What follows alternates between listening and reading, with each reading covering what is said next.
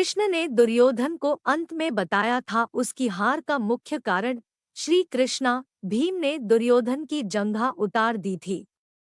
वह खून में लथपथ होकर रणभूमि पर गिरा हुआ था।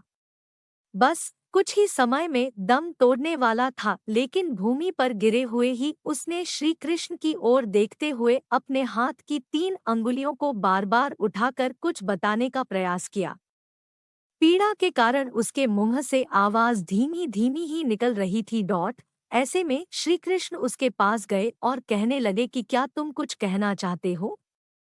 तब उसने कहा कि उसने महाभारत के युद्ध के दौरान 3 गलतियां की है। इन्हीं गलतियों के कारण वह युद्ध नहीं जीत सका और उसका यह हाल हुआ है।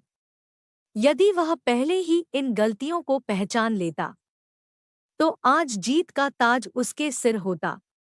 श्री कृष्ण ने सहजता से दुर्योधन से उसकी उन 3 गलतियों के बारे में पूछा तो उसने बताया। पहली गलती यह थी कि उसने स्वयं नारायण के स्थान पर उनकी नारायणी सेना को चुना। यदि नारायण युद्ध में कौरवों के पक्ष में होते तो आज परिणाम कुछ और ही होता।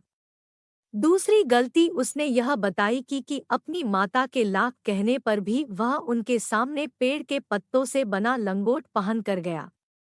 यदि वह नग्नावस्था में जाता तो आज उसे कोई भी योद्धा परास्त नहीं कर सकता था।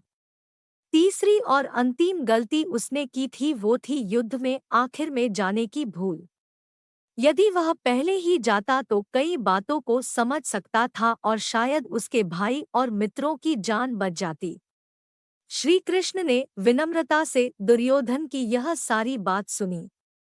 फिर उन्होंने उससे कहा, तुम्हारी हार का मुख्य कारण तुम्हारा अधर्मी व्यवहार और अपनी ही कुलवधू का वस्त्राहरण करवाना था।